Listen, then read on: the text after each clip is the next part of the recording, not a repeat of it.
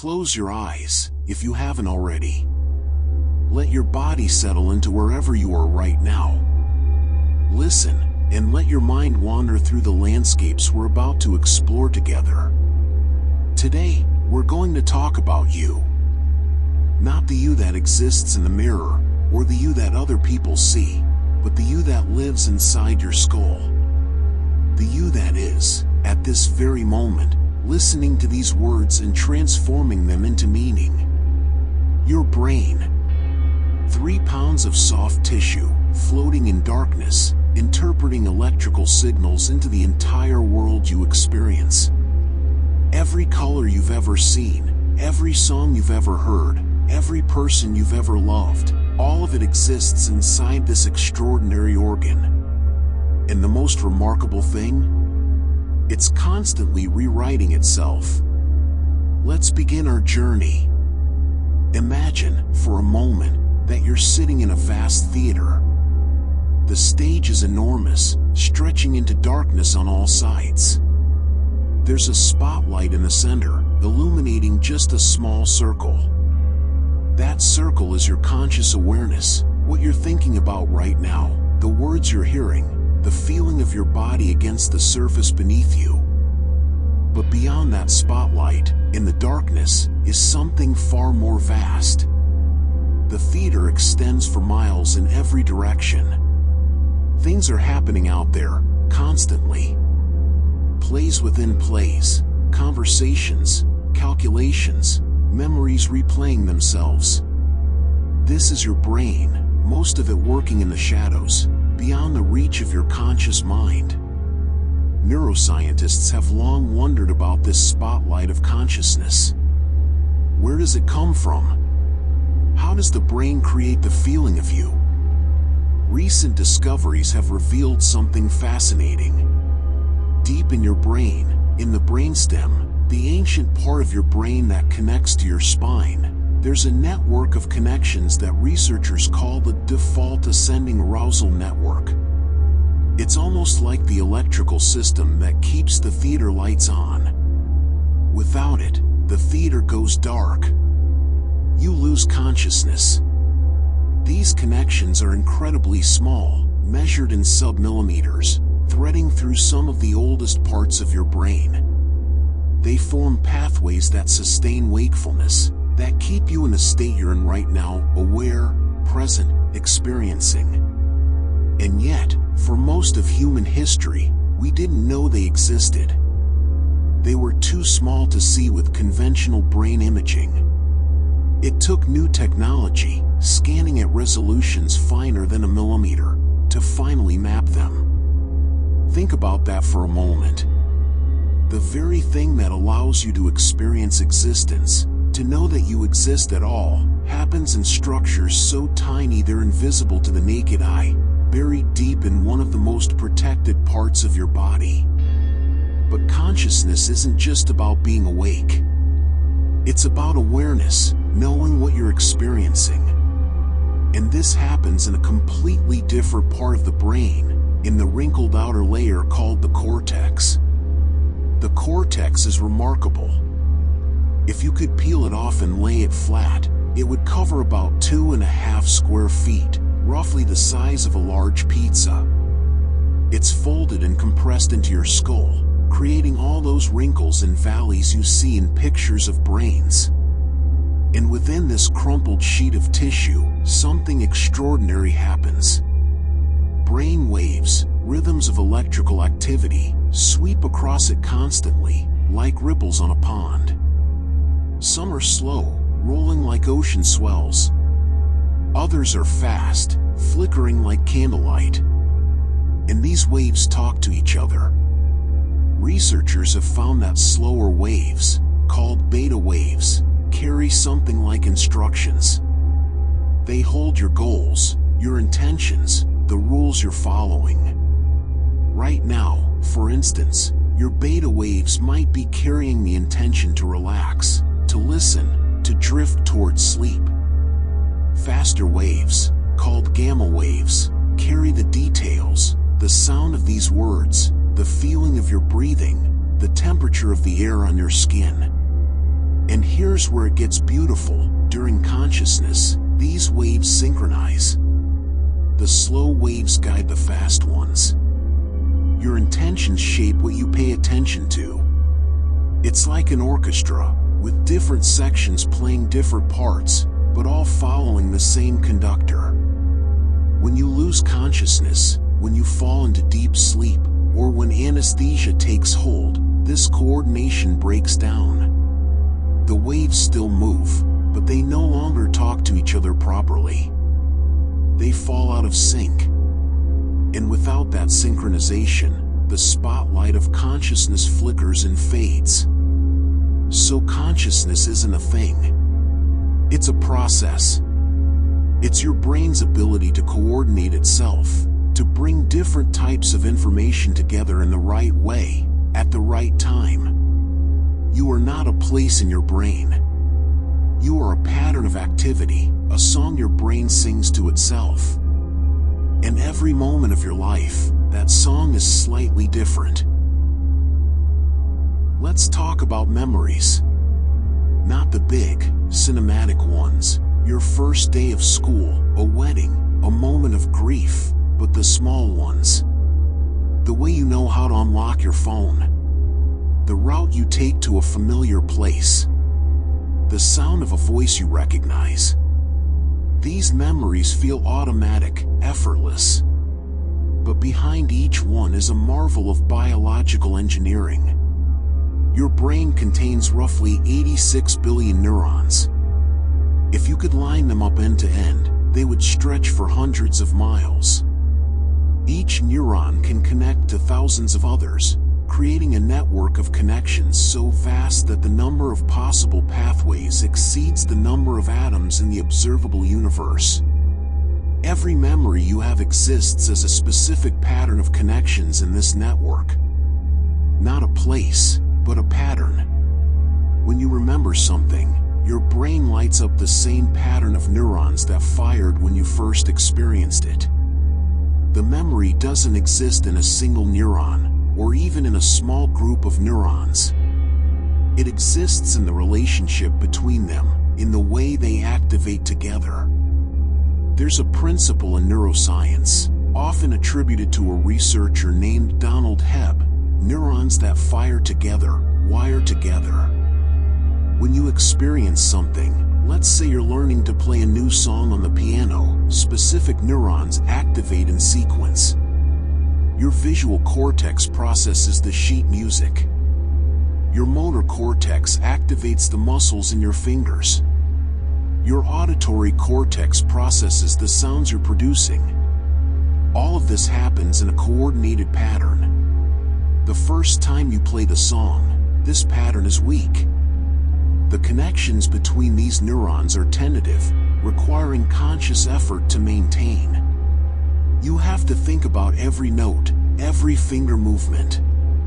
But if you practice, if you activate this pattern repeatedly, something remarkable happens at the cellular level. The connections between these neurons begin to strengthen. The synapse, the tiny gap where one neuron communicates with another, becomes more efficient. It releases more neurotransmitters. It grows new receptors. Sometimes, the structure of the neurons themselves changes. They grow new branches, new points of contact, reaching out to form stronger bonds with their partners in this pattern. This is called synaptic plasticity, your brain's ability to rewire itself. And here's what's extraordinary: this process never stops. For decades, neuroscientists believed that the adult brain was essentially fixed, that you were born with all the neurons you'd ever have, and that learning was just about using them more efficiently. This turned out to be wrong. Your brain continues to create new neurons throughout your life, particularly in a structure called the hippocampus, a seahorse-shaped region deep in your brain that's crucial for forming new memories. Even more remarkably, the hippocampus can adapt based on what you do.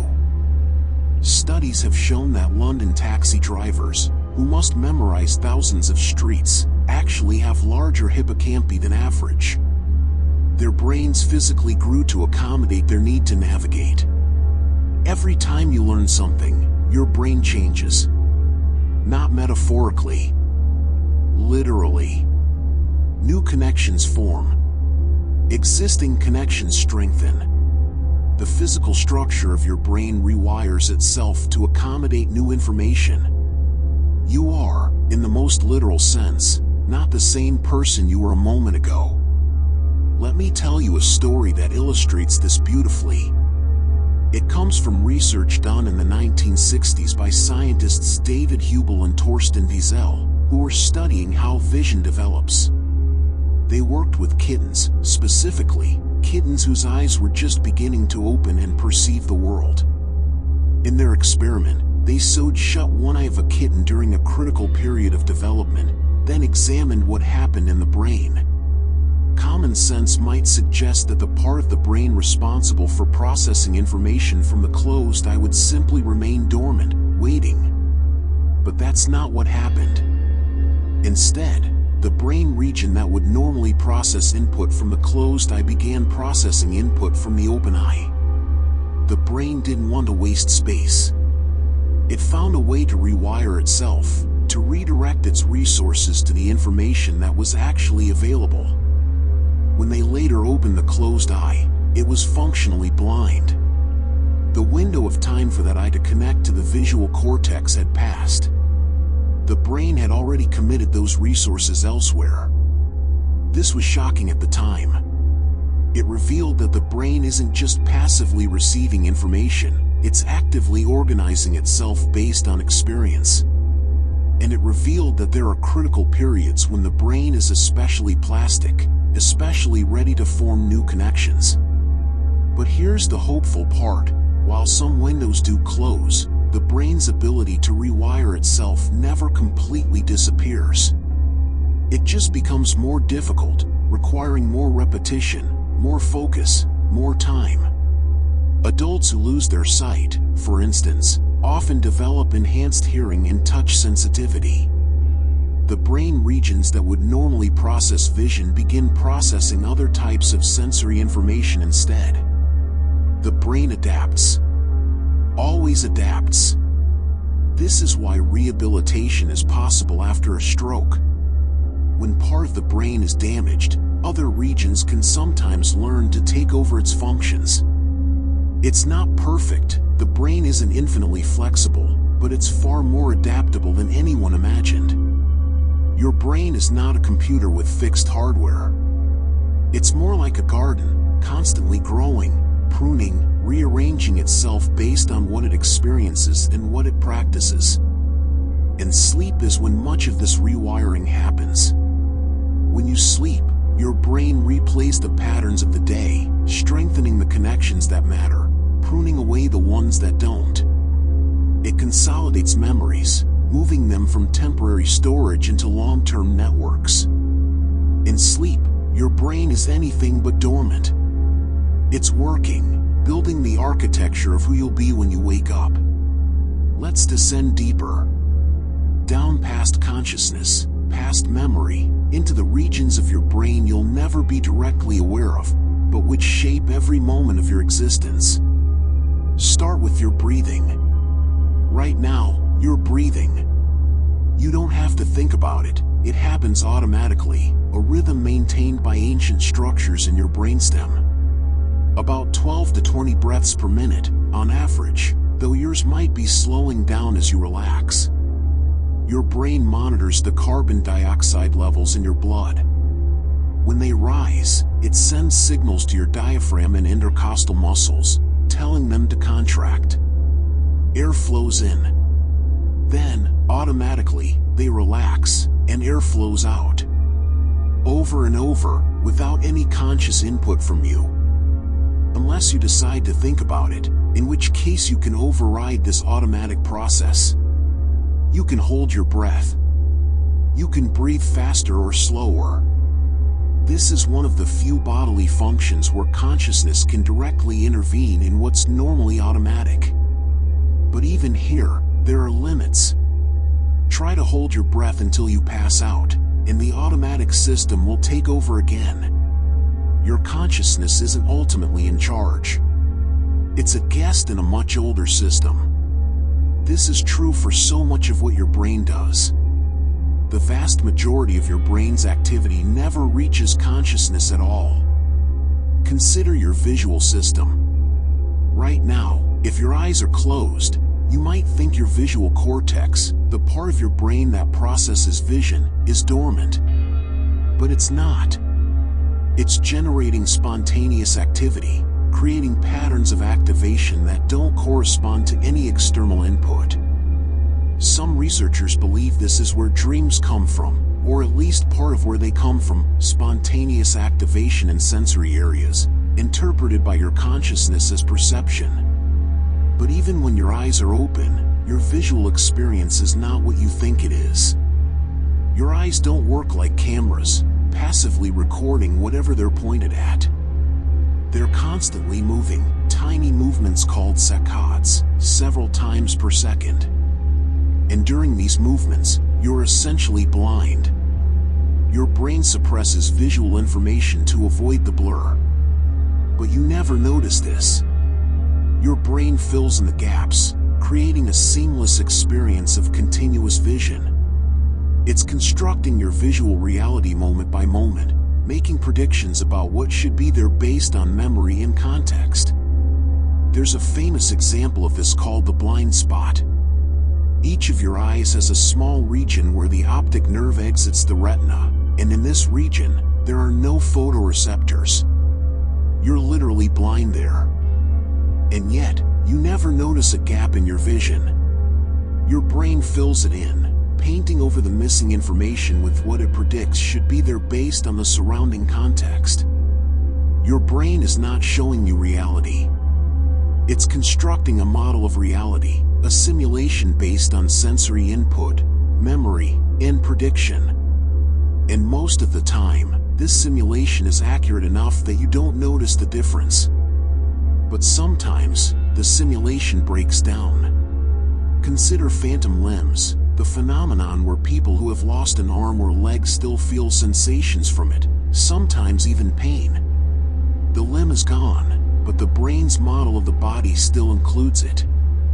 The neurons that used to process signals from that limb are still there, still active, still generating sensations that your consciousness interprets as coming from a body part that no longer exists. This reveals something profound. Your experience of your body is also a simulation. Your brain creates a model of your body in space, constantly updated by signals from your skin, muscles, and joints. But this model can persist even when the input stops. In fact, researchers have found that even in people with intact bodies, this body model is flexible. Through certain experiments, they can trick your brain into feeling like a rubber hand is your own, or like your body is stretched or shrunk. The model is not fixed. It's a best guess, constantly updated. Everything you experience is like this. Sound, taste, touch, pain, all of it is your brain's interpretation of signals, constructed into a coherent experience. You've never directly experienced reality.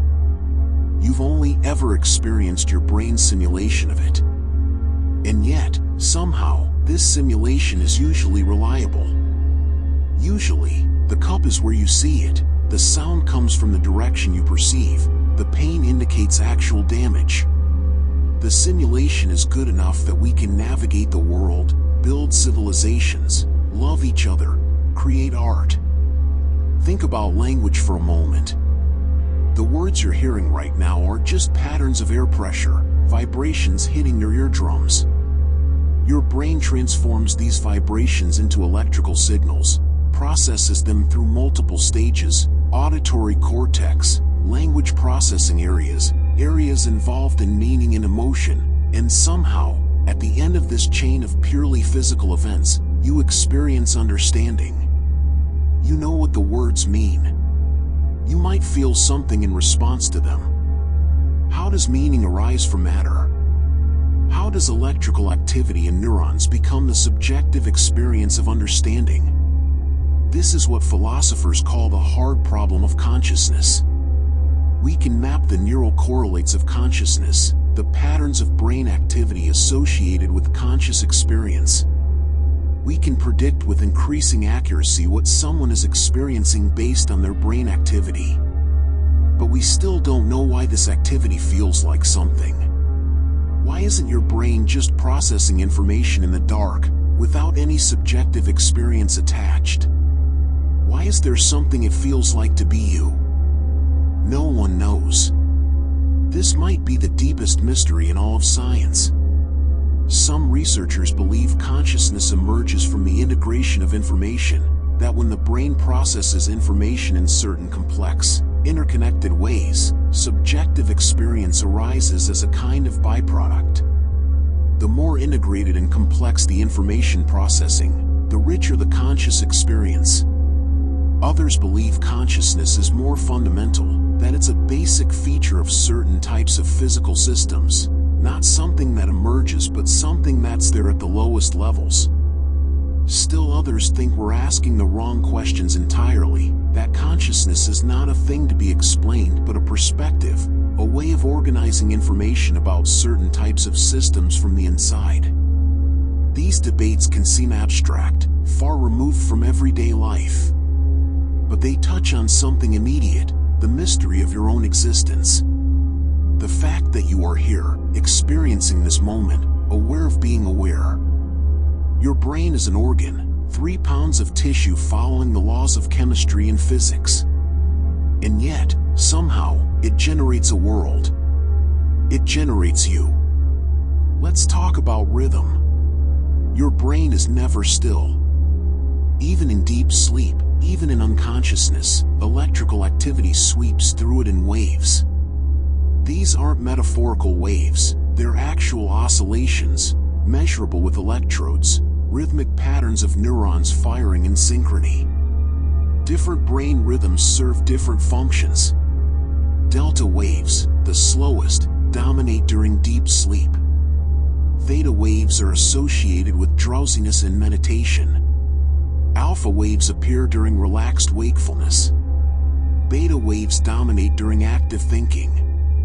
And gamma waves, the fastest, are linked to focused attention and consciousness itself.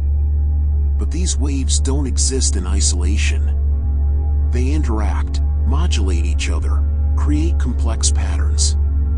Think of it like music. A simple melody is nice, but what makes music rich is harmony, rhythm, the interplay between different instruments playing different parts at different tempos, all somehow coming together into something coherent and beautiful. Your brain does this. Different regions oscillate at different frequencies, and these oscillations coordinate to create complex patterns of activation. When you're paying attention to something, certain regions synchronize their gamma rhythms. When you're recalling a memory, different regions coordinate their theta rhythms. This synchronization allows different parts of your brain to communicate, to work together on complex tasks. Without it, your brain would be a collection of isolated processors, each doing its own thing with no coordination. And remarkably, these rhythms organize themselves spatially in the brain. Recent research has found what scientists call a spectrolaminar motif, a consistent pattern of how different frequencies of brain waves are distributed across the layers of the cortex. Remember how I mentioned that the cortex has 6 layers? These layers aren't just structural, they have different functions. And it turns out they generate different patterns of electrical activity. The outer layers tend to produce higher frequency activity, while the deeper layers produce lower frequencies. This pattern appears to be universal across primates, a fundamental organizing principle of how the cortex processes information. It's like discovering that all buildings follow certain architectural principles, not because anyone planned it that way, but because those principles work, because they solve fundamental problems about how to organize space.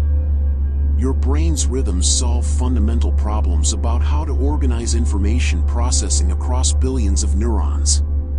Consider what happens when you're working on a complex problem. You need to hold multiple pieces of information in mind simultaneously, working memory. You need to ignore distractions. You need to integrate information from different sources. Brain imaging studies show that during these tasks, multiple brain regions increase their synchronization. The frontal cortex, involved in executive control, coordinates with the parietal cortex, involved in spatial processing, and with the temporal cortex, involved in memory and language. They don't just become active, they become synchronized, firing in coordinated patterns. It's as if different departments of a company suddenly align their schedules to work on a common project. The work doesn't just speed up, it becomes more integrated, more coherent. And when you solve the problem, when insight strikes, there's often a burst of high-frequency gamma activity across multiple brain regions simultaneously. It's as if the network suddenly locks into place, all the pieces falling together at once. These moments of insight feel sudden, miraculous. But they're the result of your brain's networks reorganizing themselves, finding new patterns of coordination that solve the problem you've been working on. And here's something fascinating. These rhythms are affected by everything you do. Exercise increases certain frequencies. Meditation alters the balance between different rhythms. Even what you eat affects your brain's oscillatory patterns. Omega-3 fatty acids, for instance, are structural components of neuron membranes. When your diet is rich in omega-3s, your neurons become more fluid, more flexible. This affects how easily they can form and break connections, how efficiently they can communicate. Studies have shown that omega-3 supplementation, combined with exercise, can enhance the brain's ability to reorganize itself, to form new memories and learn new skills. Your brain is not separate from your body. Everything is connected. The food you eat becomes the structure of your neurons. The exercise you do shapes the patterns of connectivity in your brain. The sleep you get allows memories to consolidate and unnecessary connections to prune away. You are, moment by moment, building your brain through what you do. This can feel empowering and terrifying at the same time. Empowering because it means you have agency, that your choices matter, that you can shape who you become. Terrifying because it means there's no fixed self to fall back on. No stable core that remains unchanged regardless of what happens. But perhaps this is the deepest truth of neuroscience. You are not a fixed thing but a process, a pattern that maintains itself while constantly changing, like a river that remains recognizable even though the water flowing through it is always new. You are not alone in your head. Your brain evolved in the context of other brains, shaped by millions of years of social interaction. And it shows. Large portions of your brain are dedicated to social cognition, understanding others, predicting their behavior, navigating the complex web of relationships that define human life. When you look at a face, a specific region of your brain lights up, the fusiform face area. This region is so specialized for faces that it responds more strongly to faces than to any other visual stimulus. You can recognize faces effortlessly, instantly, even faces you haven't seen in decades. But it goes deeper than recognition. When you watch someone experience an emotion, similar patterns of activity occur in your brain as occur in theirs. Mirror neurons, neurons that fire both when you perform an action and when you watch someone else perform it, create a kind of neural resonance between people.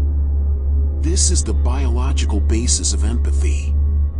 You don't just intellectually understand that someone else is in pain, your brain simulates their pain, creating a shadow of their experience in your own neural networks.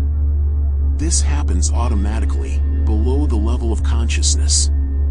Watch someone stub their toe, and pain networks in your brain activate. Watch someone smile, and activity increases in areas of your brain associated with pleasure and reward. You are, in a very real sense, connected to other people at a neural level. Their states affect your states. Their emotions influence your emotions. This is why social isolation is so damaging. Your brain needs social interaction the way it needs food and sleep. Prolonged isolation doesn't just make you feel lonely, it changes the structure of your brain, altering the patterns of connectivity in social cognition networks. Studies during the pandemic, when many people experienced unprecedented isolation, showed measurable changes in brain function. The transition from face-to-face interaction to digital communication changed how social cognition networks activated. It wasn't just that people felt more isolated, their brains were processing social information differently. Young people, whose brains are still developing, were particularly affected. The period of adolescence is crucial for the maturation of social cognition networks. These networks refine themselves based on social experience. And when that experience is primarily digital rather than in person, the refinement process changes. We don't yet know all the long-term effects of this, but it suggests something important. Your brain develops in relationship to your environment. The kind of social experiences you have shape the kind of social brain you develop. This has always been true throughout human history. Children raised in different cultures develop different patterns of social cognition. The same is true for language. The language you learn as a child shapes the structure of your language processing networks. But more fundamentally, your relationships change your brain. Deep, meaningful relationships, the kind where you truly know someone and they know you, create lasting changes in your neural networks. Love, from a neuroscience perspective, is not just an emotion.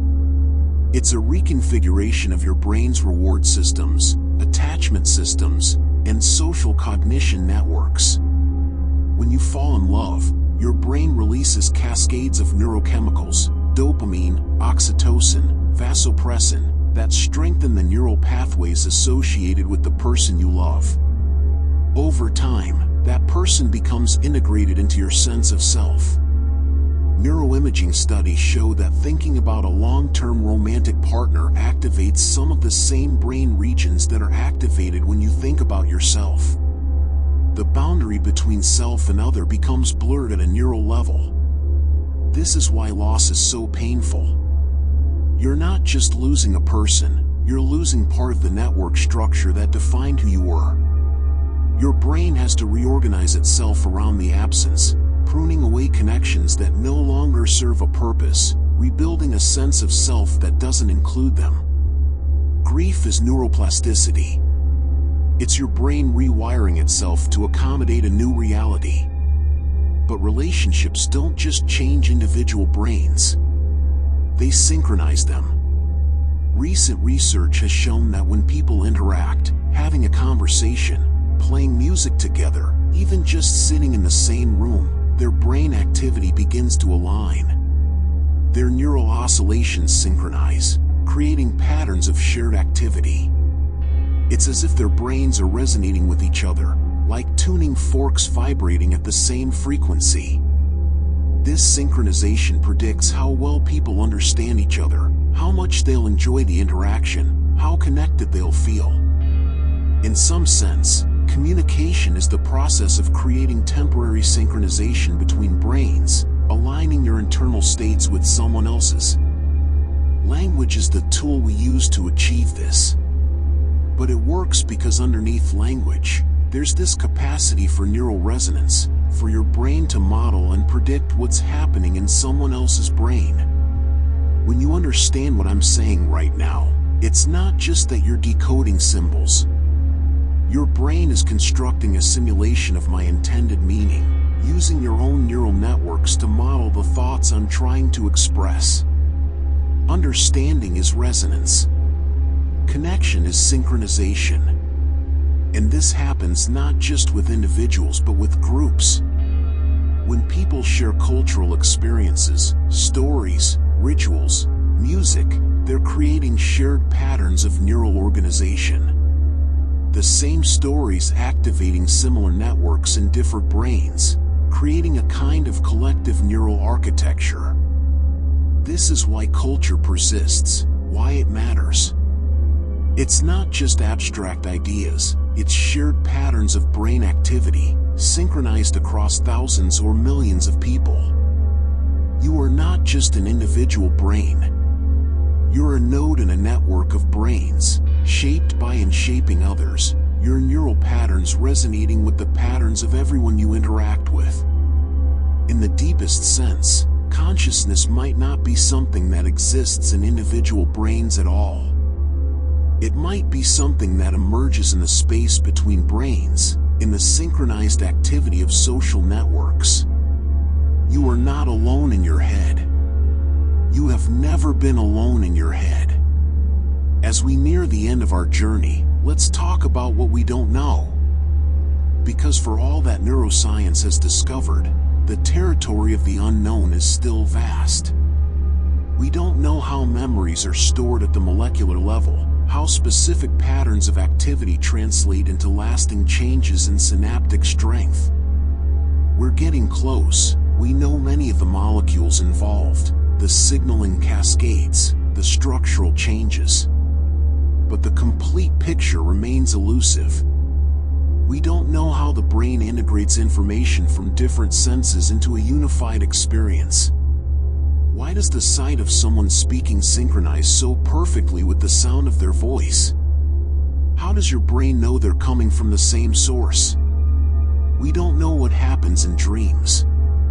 We know dreams involve spontaneous activation in sensory cortices, and we know they're important for memory consolidation. But we don't know why dreams have the bizarre, narrative quality they do, why they feel so meaningful in the moment and so strange upon waking. We don't know what happens to consciousness in the moments between waking and sleeping. There's a gradual transition, a fading of awareness, but it's not a simple on-off switch. Consciousness seems to fragment, to dissolve in stages. First you lose meta-awareness, the awareness of being aware. Then you lose narrative coherence, thoughts become disconnected, dreamlike. Finally, even sensory awareness fades.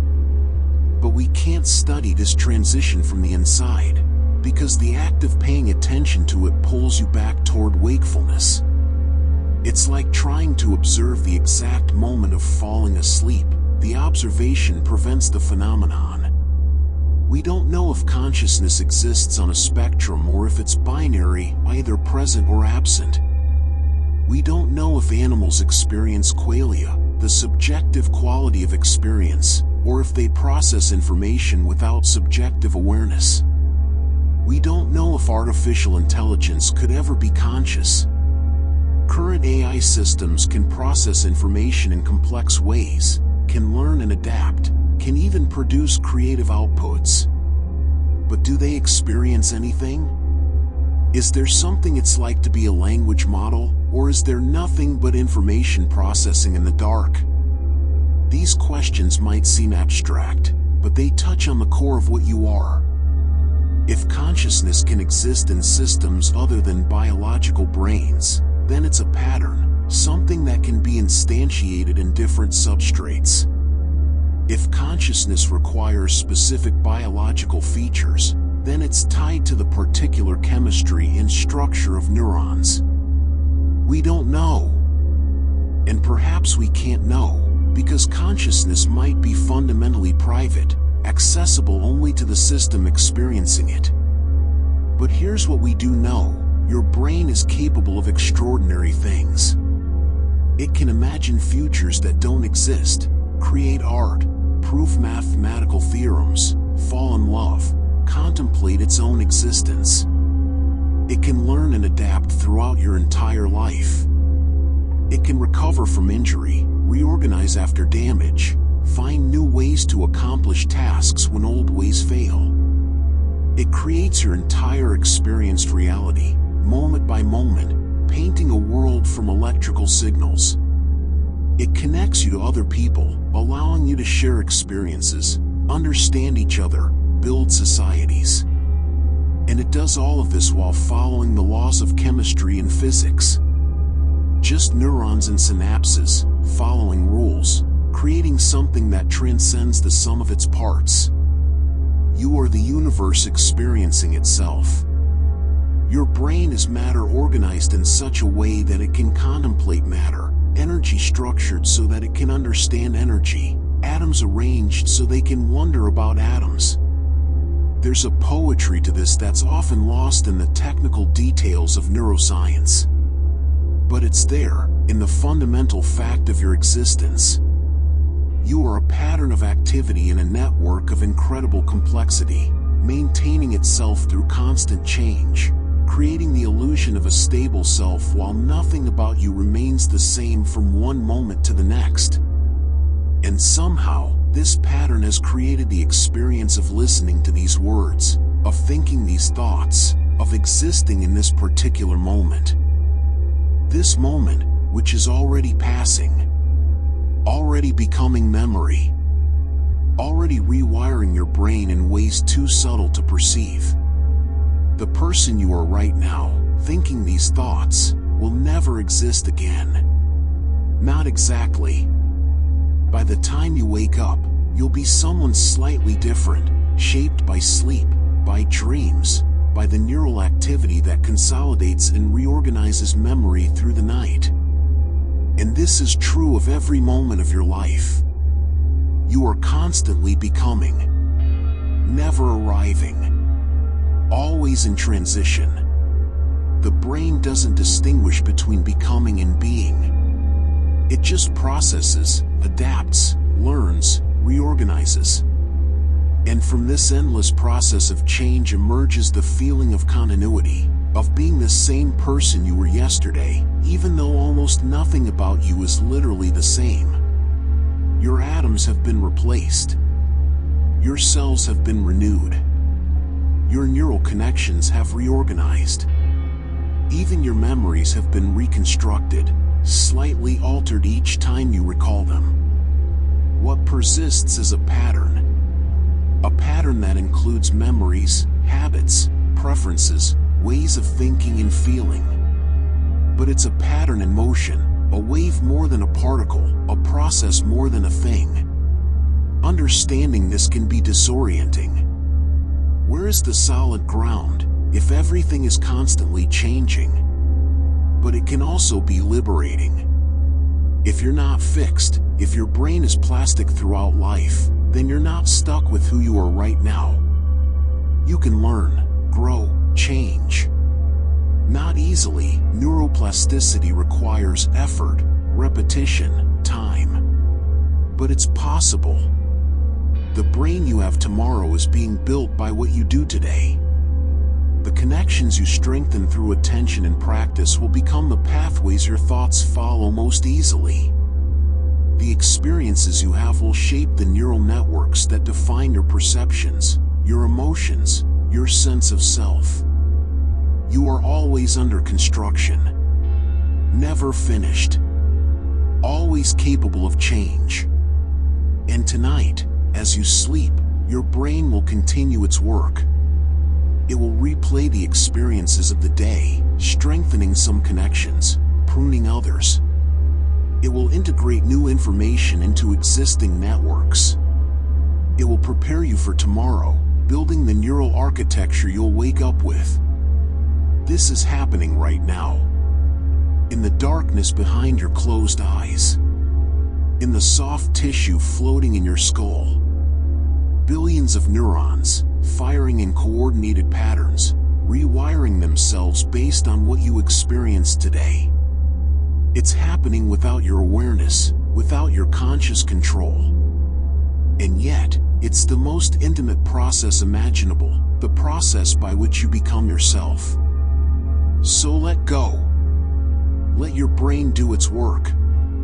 Let the spotlight of consciousness dim. Let the waves of sleep sweep across your cortex, reorganizing, consolidating, preparing.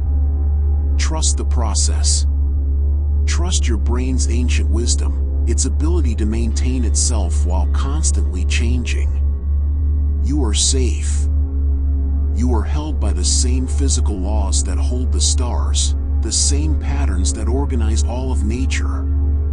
And tomorrow, you'll wake up slightly different, slightly new, and the journey will continue. Until next time, stay curious and continue to embrace the mysteries of the unknown.